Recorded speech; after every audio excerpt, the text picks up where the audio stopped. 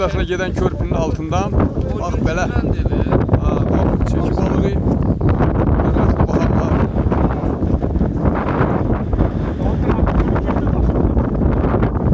Atın üstüne koy. Ay sağ koy biraz atlansın.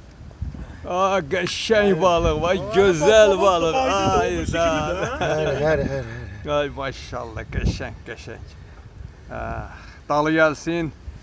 Necə deyərlər, qəşəng, gözəl balıq. Balıqçı qardaşlar, təbrik edirəm. Sağ olun. Bugün ayın neçəsidir?